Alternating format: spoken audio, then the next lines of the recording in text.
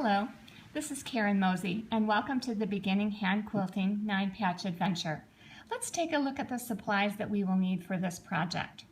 We're going to be making a Scrappy 9-patch quilt. Now when I say scrappy, I mean that we're going to be using a lot of different fabrics that are all 100% cotton.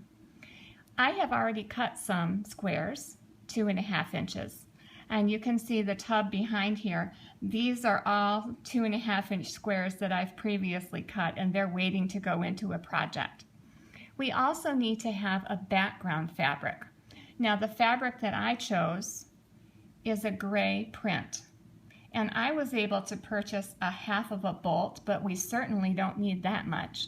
I would suggest perhaps 4 yards of your background fabric.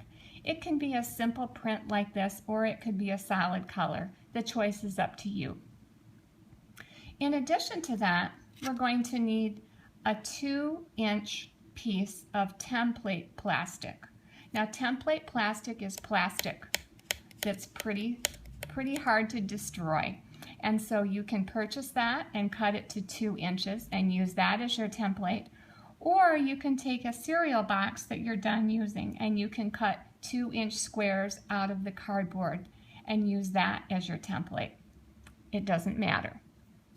Now the reason why our squares are cut at 2.5 inches and our template plastic is at 2 inches is because when we sew, we need to have a seam allowance all the way around the square. And so our template will help us draw that seam allowance. The other things that you're going to need, you probably already have on hand. You need a small pair of scissors. You need a thimble that fits your finger and is comfortable for you to use. You can't hold it together if you don't have thread, so you're going to need some regular sewing thread. This is not quilting weight thread. You're going to quilt with quilting weight thread after the top is all done.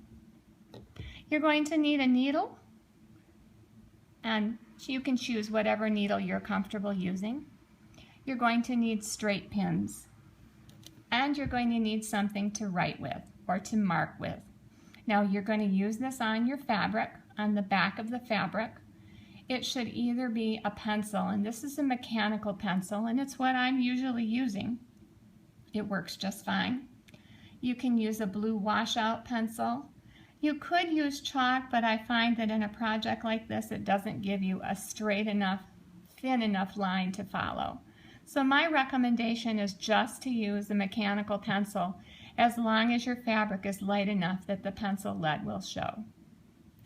So those are the supplies that we're going to need. There's not a lot there to worry about. Why don't you go collect all your supplies, and we'll talk about sewing next time. Thank you.